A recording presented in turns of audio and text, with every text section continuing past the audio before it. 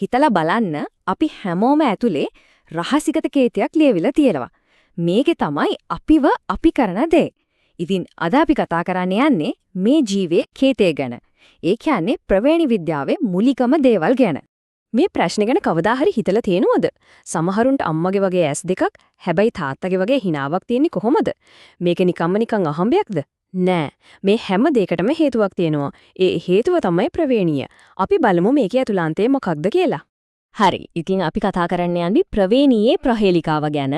මේක ඇත්තටම කියනවා නම් ඊයේ පෙරේදා හොයාගත්ත දෙයක් නෙවෙයි. මේක අවුරුදු 10 ගණක් තිස්සේ මනුෂ්‍ය වර්ගයාගේ ඔළුවේ තිබුණ ලොකුම ප්‍රශ්න වලින් එකක්. ශතවර්ෂ ගාණක් තිස්සේ මිනිසු දැක්ක දරුවන්ට දෙමව්පියන්ගෙන් ලක්ෂණ ලැබෙනවා කියලා. පරම්පරාවෙන් පරම්පරාවට එකම වගේ පෙනුම, එකම වගේ ගතිගුණ යනවා. හැබැයි ඒක වෙන්නේ කොහොමද? ඒක පිටිපස්සේ තියෙන නීති මොනවද? මේ ගැන කිසිම පැහැදිලි කිරීමක් තිබුණේ නැහැ. ඒක හරියටම ජීවිතේ ලොකුම අභිරහසක් වගේ තමයි තිබුණේ. හැබැයි හැම ප්‍රහේලිකාවකටම විසඳුමක් තේරානේ. මේ මහා ප්‍රහේලිකාව විසඳන්න පළවෙනි අතුර. ඒක හොයාගත්තේ හිතා ගන්නවත් බැරි කෙනෙක්, හිතා ගන්නවත් බැරි තැනක ඉඳන්. 19 වෙනි ශතවර්ෂයේ ග්‍රෙගර් මෙන්ඩල් කියලා පූජකවරයෙක් මේ ප්‍රශ්නෙට උත්තර හොයන්න පටන් ගත්තා. හැබැයි එයාට තිබුණේ නැහැ මුකුත් ලොකු අධිතාක්ෂණික විද්‍යාගාරයක්. එයාගේ පරීක්ෂණාගාරය වුණේ එයාගේම ආරාමේ තිබුණු පොඩි මෑ වගාවක්. සරල මෑ පැලෑටි වත්තක් තමයි මේ හැම දෙයකම ආරම්භය වුණේ. මෙන්ඩල් කරපු දේ හරිම සරලයි. එයා පිරිසිදු, ඒ කියන්නේ පරම්පරා ගානක් උසම විතරක් තිබුණු මෑපැල, පරම්පරා ගානක් මිටිම විතරක් තිබුණු මෑපැලත් එක්ක මුහුන් කළා. ඉතින් පළවෙනි පරම්පරාවේ හැදුණු හැම පැලයක්ම උසයි. මිටි කියන ලක්ෂණය කොහෙවත් පේන්න තිබුණේ නැහැ. හරියට ඒක නැත්තටම නැති වෙලා ගියා වගේ. හැබැයි කතාවේ ඉවරුනේ එතනින් නෙවෙයි. මෙන්ඩල් මේ අලුතෙන් හැදුණු උස පැලෑටි ආයෙමත් මුහුන් කළා. එතකොට දෙවනි පරම්පරාවේදී අර අතුරුදහනුණා කියලා හිතපු මිටි ලක්ෂණය ආයෙමත් මතුවුණා. පුදුමයි නේද? හැබැයි ඊටත් වඩා පුදුම දේ තමයි මේක නිකම් මතුවුණා නෙවෙයි. දෙවනි පරම්පරාවේ හැම වෙලාවෙම උස පැල 3ක් හැදෙනකොට මිටි පැල 1ක් හැදුනා. හැම තිස්සෙම මේ 3ට 1 අනුපාතය හරියටම තිබුණා. එතකොට තමයි මෙන්ඩල්ට තීරුනේ මේක අහම්බයක් නෙවෙයි, මේක පිටිපස්සේ මොකක් හරි ගණිතමය නීතියක් රටාවක් තියෙනවා කියලා. හරි. ඉතින් මේක හරියටම තේරුම් ගන්න නම් අපිට වචන ටිකක් දැනගන්න වෙනවා. පළවෙනි එක ඇලේලය. ඒ කියන්නේ ජානයක තියෙන්න පුළුවන් විවිධ ආකාර. උදාහරණයක් විදියක උස හෝ මිටි කියන එක. ඊළඟට ප්‍රවේණි දර්ශය. ඒ කියන්නේ ඇතුලේ තියෙන ජාන සැකස්ම. අපි ලියනකොට TT වගේ ලියන්නේ අන්න ඒක. අන්තිමට දෘශ්‍ය දර්ශය. ඒක තමයි අපිට එළියට පෙන දෙයි.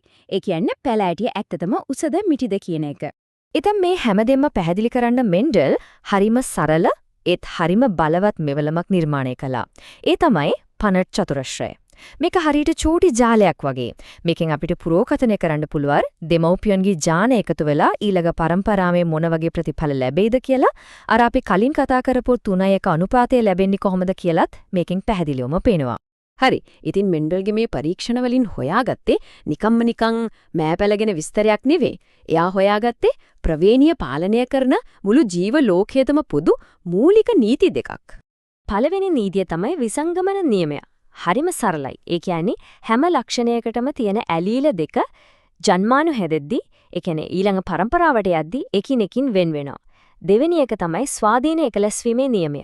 මේකින් කියන්නේ එක ලක්ෂණයක් තව ලක්ෂණයකට බලපාන්නේ නැහැ කියන එක. උදාහරණයක් විදියට පැලෑටියක උස ඒකේ බීජයේ පාටට කිසිම සම්බන්ධයක් නැහැ. ඒ ලක්ෂණ දෙක වෙන වෙනම ස්වාධීනව ඊළඟ පරම්පරාවට උරුම වෙනවා. මේ දෙවෙනි නීතිය ඔප්පු කරන්න මෙන්ඩල් තව පියවරක් ඉස්සරහට ගියා. එයා ලක්ෂණ දෙකක් එකපාර නිරීක්ෂණය කළා. හිතන්නකෝ බීජයේ හැඩය සහ බීජයේ පාට කියලා. එයා දැක්කා මේ ලක්ෂණ දෙක හැමතිස්සෙම එකට බැඳිලා යන්නේ නැහැ කියලා. සමහර වෙලාවට ඒවා එකිනෙකින් වෙන් වෙලා අලුත්ම සංයෝජන හදනවා. මේකෙන් තමයි ප්‍රවේණි විද්‍යාවේ හරිව ප්‍රසිද්ධ 9:3:3:1 කියන අනුපාතය ලැබුණේ. ඉතින් මෙන්ඩල්ගේ නීති තමයි මේ හැම දෙයකම පදනම. හැබැයි ජීව විද්‍යාව හැමතිස්සෙම එච්චර සරල නෑ නේද? ඇත්ත කතාව ඊට වඩා ටිකක් සංකීර්ණයි. සමහර වෙලාවට මේ නීති පොඩ්ඩක් නැවෙනවා, වෙනස් විදිහට වැඩ කරනවා. එහෙම වෙනස් වෙන එක විදියක් තමයි අසම්පූර්ණ ප්‍රබලතාවය. මෙතන වෙන්නේ එක ඇලීලයකට අනිකව සම්පූර්ණයෙන්ම යටපත් කරන්න බෑ. ඒ නිසා මේ දෙකේ ලක්ෂණ මිශ්‍ර වෙනවා. හරියට රතු පාට තීන්තයි සුදු පාට තීන්තයි කලවම් කළාම රෝස පාට හැදෙනවා වගේ රතු මලකුයි සුදු මලකුයි මුහුම් කළාම අපිට ලැබෙන්නේ රෝස පාට මල්. ඊළඟට තියෙනවා සහ ප්‍රබලතාවය. මේක අරකට වඩා වෙනස්. මෙතනදී ඇලීල් දෙක මිශ්‍ර වෙන්නේ නැහැ. ඒ වෙනුවට දෙකම එකට සමානව සම්පූර්ණයෙන්ම එළියට පේනවා. මේකට තියෙන හොඳම උදාහරණය තමයි මිනිස්සුන්ගේ ABO රුධිර ගණ. කෙනෙක්ට A ජානයයි B ජානයයි දෙකම ලැබුණොත් එයාගේ රුධිර ගණය වෙන්නේ AB. ඒ කියන්නේ ලක්ෂණ දෙකම එකට එක වගියෙනු ප්‍රකාශ වෙනවා. හරි. ඉතින් අපි මෑපැල ගැන මල් ගැන කතා කළා. හැබැයි මේ මූලධර්ම පැලවලට විතරක් සීමා වෙලා නැහැ. මේවා අපිටත්, ඒ කියන්නේ මිනිස්සුන්ටත් හරියටම ඒ විදිහටම අදාළ වෙනවා. අපි බලමු කොහොමද කියලා. මිනිස් ප්‍රවේණීය අධ්‍යයනය කරන්න විද්‍යාඥයන් පාවිච්චි කරන විශේෂ සටහනක් තමයි මේ පෙළපත් සටහන් කියන්නේ. මේක හරියට පවුලේ ප්‍රවේණි සිතියාමක් වගේ. මෙතනදී සම්මත සංකේත තියෙනවා. කොටුවකින් පිරිමි කෙනෙක්ව සහ රවුමකින් කාන්තාවක්ව නිරූපණය කරනවා. ඒ වගේම අපි අධ්‍යයනය කරන ලක්ෂණයේ තියෙන කෙනෙක්ව සාමාන්‍යයෙන් පාට කරලා තමයි පෙන්වන්නේ. මෙන්න බලන්න උදාහරණයක්. සමහරුන්ගේ නළලේ උඩින්ම කොණ්ඩේ V අකුරේ හැඩයට පිහිටලා තියෙනවා.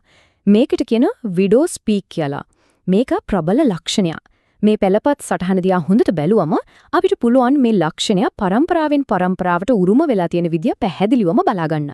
ඒ විතරක් නෙමෙයි මේ සටහන විශ්ලේෂණය කරලා එක් එක් පුද්ගලයාගේ ඥාන සැකැස්ම ඒ කියන්නේ ප්‍රවේණි දර්ශය මොකක් වෙන්න පුරුවන්ද කියලාත් අනුමාන කරන්න පුරුවන්. ඉතින් මෙන්ඩල්ගේ වත්තේ තිබුණු අර සරල මෑප් එලාටියේ ඉඳලා සංකීර්ණ මිනිස් පවුල් ගසක් දක්වාම අපි දකිනවා මේ දිගහැරෙන ජීවයේ කේතය. ඇත්තටම ප්‍රවීණිය කියන්නේ ජීවයේ කතාව ලියවිලා තියෙන භාෂාව. හොඳයි. ඉතින් අපි අද කතා කරපු දේවල් පොඩ්ඩක් සාරාංශ කරගත්තොත් වැදගත්ම කරුණු ටික තමයි මේ. අපේ ලක්ෂණ උරුම වෙන්නේ ඥාන කියන පුංචි ඒකක හරහා. මේ ඥාන වලින් සමහරක් ප්‍රබලයි. ඒ කියන්නේ තමන්ගේ ලක්ෂණ එළියට දානවා. අනිත් ඒවා නිලීනයි. ඒ කියන්නේ හැංගිලා ඉන්නවා. සමහර වෙලාවට මේ උරුම වීම සරල නෑ. මිශ්‍ර වෙන්නත් පුළුවන්. එකට ප්‍රකාශ වෙන්නත් පුළුවන්. හැබැයි මේ හැම දෙයකටම වඩා වැදගත් දේ තමයි මේ නීති මෑපැලයිටි වලට වගේම මිනිසුන්ටත් මේ ලෝකේ ඉන්න හැම ජීවියෙකුටම පුදුයි කියන එක. ඇත්තටම කිව්වොත් එක මෑටයකින් පටන් ගත්ත මේ ගමන ජීවේ පොත කියවන්න පටන් ගත්තා වගේ වැඩක්. ඒ පොතේ කතාව තාමත් ඉවර නෑ. විද්‍යාව දියුණු වෙන හැම මොහොතකම අපි ඒ පොතේ අලුත් පිටුවක් පෙරලනවා. අපේ පැවැත්මේ රහස් තව තවත් හොයා ගන්නවා. ඉතින් ඒ කතාවේ ඊළඟ පරිච්ඡේදය ලියවෙන්නේ අපි හැමෝගෙම අනාගතය තුර.